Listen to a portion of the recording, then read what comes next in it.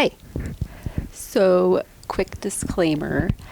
I filmed this last year in the winter of 2022, and then I filmed the actual wearing of the jacket in the spring. So, when you see it, no, I did not move to Australia. This is still Ohio, and it is still very much fall. It's not spring. So, yes, just keep that in mind as we begin the video right now. Hello, welcome to Rachel Paints Poorly. My name is Rachel and I paint poorly. Today we are going to be making a wool jacket using this 1930s, 1940s based Lady Marlowe pattern, which I will link in the description down below.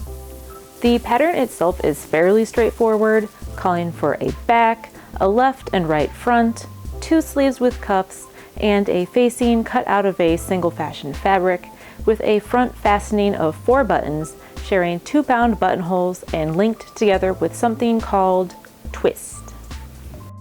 An excellent starting point to which I decided to make a few adjustments. While I wanted the fashion fabric of the jacket to be wool, I decided to make the sleeve cuffs out of same colored silk, as well as the single strand of piping that I would add beginning and ending at the base of the lapels. The wool fashion fabric would be flat-lined in matching silk organza, while the jacket would have a lining made from a complementary colored linen.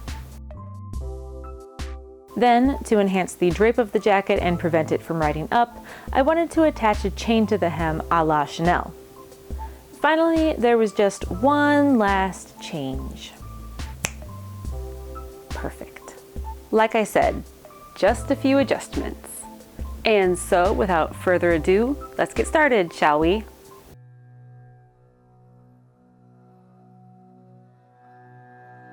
Typically with patterns, I like to trace over the pattern pieces and cut out the tracings while preserving the original, but in this instance there's only one size included, so I went ahead and cut it out. I like to press the fold lines out of my paper patterns before I pin them to the fabric, just have the heat setting low and turn off the steam. FYI, this video has a lot of pressing, ironing, and steaming. I know in the past I've made disparaging comments about how boring pressing is, but it really is critical to the overall look of the finished garment. Pressing is the difference between a shabby home ec project and a tailored professional masterpiece. I like to start with the lining, which I tend to use in lieu of an actual mock-up. While those of you astute observers no doubt noticed that I placed the center back about as far away from the fold as possible, have no fear, I realized and corrected my mistake before I cut it out. When marking pleats, I find a combination of pins and tailor's chalk does the job well, as pins are easily transferable from one side of the fabric to the other, with the tailor's chalk still visible after the pins are pulled while sewing. And here we go with the pressing. I'm using heat, steam, and a spritz bottle of water to ensure crisp, firm pleats. Once pressed, leave the piece in place until it has cooled. I actually learned this little tidbit fairly recently over on Bernadette Banner's channel. Use of a spritz bottle and waiting until it's cool is a game changer.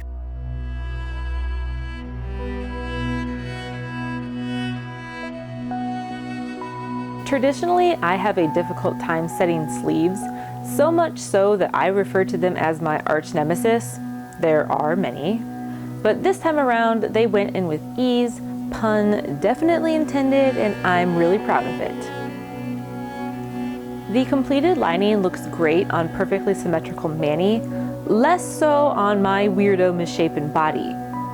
Because the lining is also doubling as the mock-up, I pinned the necessary alterations wrong side out on myself, then sewed them. With that out of the way, we're moving on to the fashion fabric, which consists of silk dupioni for the sleeve cuffs and piping, and cashmere wool for the front, back, and lapels. I'm flatlining the wool in black silk organza, which is essentially cutting out the same pattern pieces, once from the wool and once from the organza, then sewing the organza to the wrong side of the wool. They are then treated as one piece, and construction continues otherwise unaffected. The benefits of flatlining are twofold. First, it adds extra structure to the fashion fabric, allowing it to better hold its shape while simultaneously maintaining a softer hand. Second, it provides a layer of material other than the fashion fabric on which to catch hand stitching, which will come into play later when hand finishing the jacket. After completing the darts, I usually make the sleeves in their entirety, even if the instructions don't call for that step until later in the construction process. This is because once I'm in the groove making my garment, whatever it is, I don't like stopping in order to make the sleeves.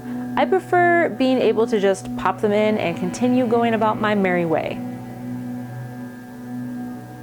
To make the adjustments from the lining to the wool, I lined the two pieces up whilst on mani and then pinned the wool piece to my best approximation of the lining piece. Once completed, I measured both and made changes to the wool piece as needed before sewing and pressing. So this pattern calls for bound buttonholes, and to be honest, I'm not entirely certain why.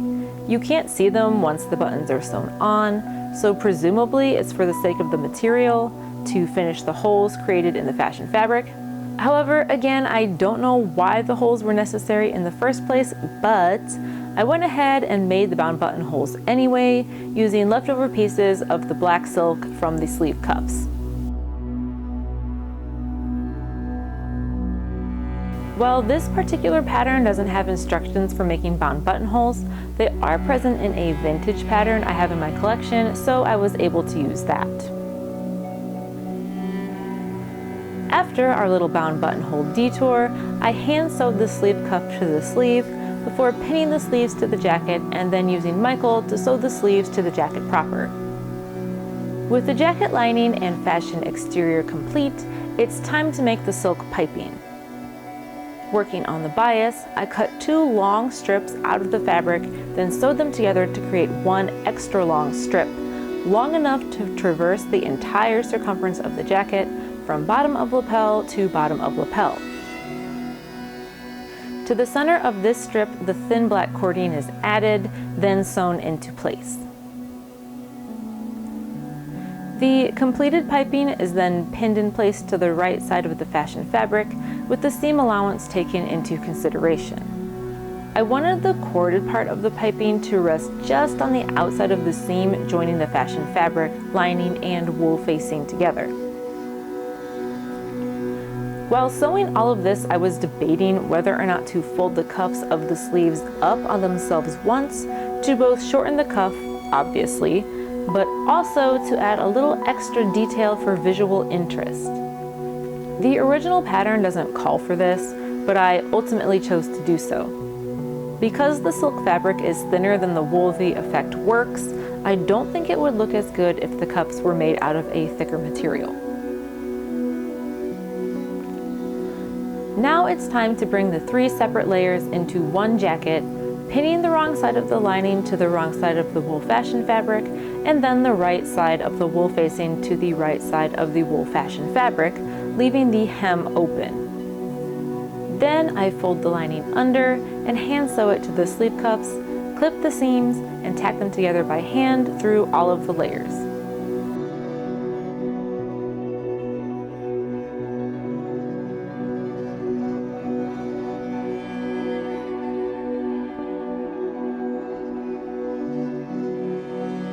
The wool facing is then prepped into place, pressed and hand sewn through the lining and into the silk organza. I considered cutting the lining smaller to accommodate the wool facing, then folding and pressing a seam allowance and hand sewing the lining over the facing. However, as that would have necessitated another step and potentially added unsightly lumps and bumps, I decided against it. Before sewing the hem closed, I added the buttons. The black exterior buttons are known as death head buttons, and they are a member of the thread-worked button family. Part of the cottage industry in the 18th century, death head buttons were created in a variety of sizes, materials, and colors for men's clothing. While this is a woman's jacket, it's also not the 1700s. I liked these buttons, and so I used them. Sue me. The death head buttons are linked through the bound buttonholes in the wool fashion fabric, through the linen lining, to regular plastic button backings. They are then linked with a loop of the black cord left over from the piping. Finally, it's time for the hem.